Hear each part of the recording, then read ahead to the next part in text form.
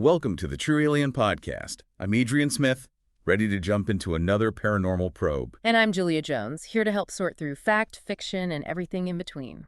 And wow, have you got a story for us today? I do! A chilling one this time. Okay, give us the rundown. What's the story? Well, we're talking about a journalist, Sarah Ellis. She gets caught up in this decades-old UFO mystery that's like straight out of a nightmare. UFO mystery. Okay, I'm intrigued already. Yeah. So what kind of nightmare are we talking about? Well, it starts with Sarah having these crazy, vivid nightmares. Okay. Blinding lights, a weird hum, that feeling like someone's watching you, you know? Yeah, I get that. Spooky stuff. Definitely spooky. And it turns out these nightmares, they started after she read about something called the Piney Woods Incident. Piney Woods Incident. Yeah, it was this UFO encounter back in 1980.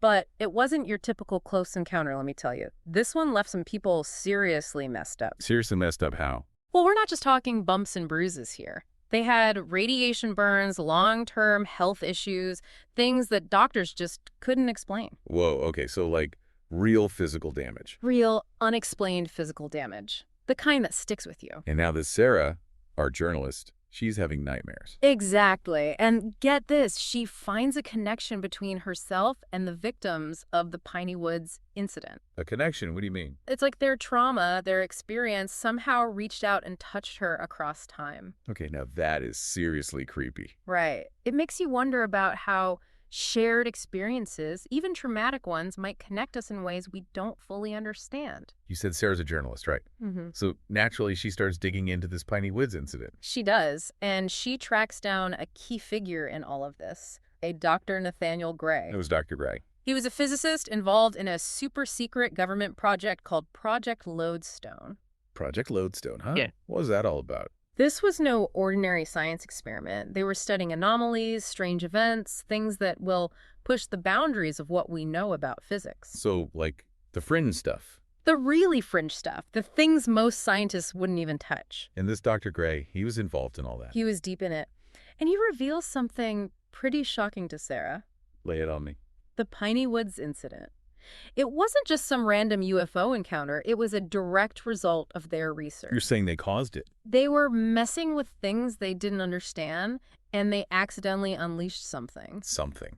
Like what? That's the million-dollar question. Yeah. But whatever it was, it left a mark on those people in the Piney Woods, and it seems like it's reaching out to Sarah through her dreams. So her nightmares, those visions, they're like a side effect of whatever Project Lodestone unleashed.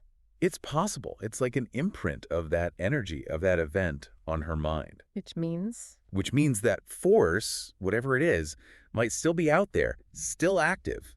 Now that's a thought to keep you up at night. You can say that again, but it gets even crazier.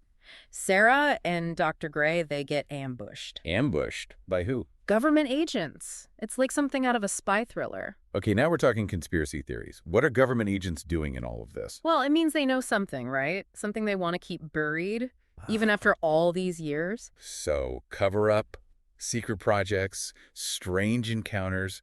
We are deep down the rabbit hole here. And we're just getting started. I am ready for more. But let's hold it there for now. We'll pick this up in part 2. Don't go anywhere, listeners. We'll be right back. Welcome back to the True Alien Podcast, listeners. Last we left off, things were getting pretty intense. Government cover-ups, secret projects. And let's not forget Sarah's nightmares. Right, those disturbing visions. They're a big piece of this puzzle. But before we get back to those, let's rewind a bit. You mentioned something called the Piney Woods Incident. What exactly happened there? Okay, so picture this. It's December 1980, deep in the Piney Woods of East Texas. 3 people, Betty Cash, Vicki Landrum, and her young grandson, Colby, are driving home when they encounter something truly bizarre. And that something is? A UFO, but not your typical flying saucer. Witnesses described it as this massive diamond-shaped object hovering silently above the road, emitting intense heat. Intense heat? Like how intense are we talking about here? Intense enough to melt the dashboard of their car, the paint was bubbling, the metal was warping. Wow. Okay, that is intense. So what did they do? Did they, like, try to get closer? Actually, they tried to get away, but the object seemed to follow them for a while. Eventually, it disappeared into the night sky, leaving them shaken and, well, pretty badly burned. You mentioned burns earlier, radiation burns, right? Exactly. That's the truly strange part. After the encounter, all 3 witnesses suffered a range of symptoms consistent with radiation exposure. We're talking skin lesions, nausea, hair loss, long-term health problems, things that doctors just couldn't explain. And they all experience similar symptoms. That's a pretty strong indication that they were exposed to something unusual. It is. And remember, this was back in 1980, before all the fancy technology we have today. So for these three witnesses, it must have been absolutely terrifying. Imagine encountering something so unexplainable, so powerful, that it leaves you physically scarred. Yeah, it's the stuff of nightmares. And speaking of nightmares, Sarah's dreams seem to be connected to this incident somehow.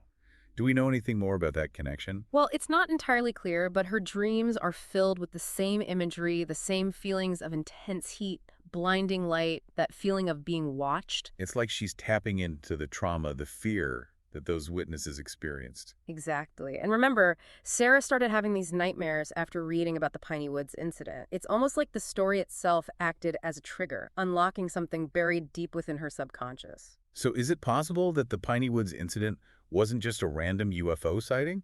Could it be connected to this Project Lodestone that Dr. Gray was involved with? That's a good question. According to Dr. Gray, Project Lodestone was investigating all sorts of unexplained phenomena. So it's not entirely out of the realm of possibility. Maybe they were experimenting with some kind of advanced technology, something that accidentally created the effects witnessed by Cash, Landrum, and her grandson. It's possible, or maybe they stumbled upon something they couldn't control, something that had unintended consequences. Which brings us back to those government agents. Why were they so intent on silencing Dr. Gray and Sarah? Well, think about it. If the government was responsible, even indirectly, for what happened in the Piney Woods, they would have a lot to lose. The public outcry, the potential panic. Yeah, it would be a massive scandal. Exactly. So it makes sense that they would want to keep this whole thing under wraps. But their involvement just deepens the mystery. What are they so afraid of? What are they trying to hide? It's enough to make you question everything you thought you knew about, well, everything. And remember, this is just the tip of the iceberg. We still haven't talked about what Sarah and Dr. Gray found at that abandoned facility in the Piney Woods. The pulsating sphere of energy, right? Yeah, that's the one that Dr. Gray described as a wound in reality itself. Okay, now we're getting into some seriously mind-bending territory. I'm hooked. Tell me more. Welcome back, listeners. It's time to wrap up our paranormal probe into the Piney Woods incident. We left off with Sarah and Dr. Gray face-to-face with a pulsating sphere of energy. A tear in reality, according to Dr. Gray. I mean, where do you even go from there? Right. It's one of those things that just defies explanation. So what did they do? What happened next? Well, unfortunately, that's where our source material kind of ends. It leaves us on a bit of a cliffhanger. No. You're kidding. No resolution, no answers. Not in the story we have. But, that's kind of how it goes with these unexplained phenomena sometimes. Yeah, I guess so. Still, it's frustrating.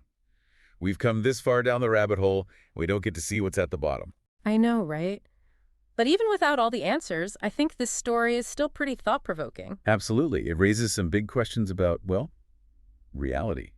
About the things we think we know, the things we don't. It makes you wonder about the limits of science, the things we can't explain, the things that might be out there, just beyond our understanding. Like those government agents, what were they really up to? Right. What were they trying to hide? And what about that sphere of energy? Was it a portal to another dimension?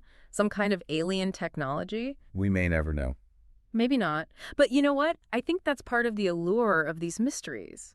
They leave us with more questions than answers. They force us to grapple with the unknown, to embrace the possibility that there are things out there that we can't even begin to comprehend. I guess that's what keeps us coming back for more. The mystery, the intrigue, the search for the truth. Exactly. And sometimes the search itself is more rewarding than the answer. Well said. And with that, I think we've reached the end of our paranormal probe. Until next time, listeners. Keep those eyes on the skies and those minds open. Who knows what mysteries we'll uncover next? This is the True Alien Podcast, signing off.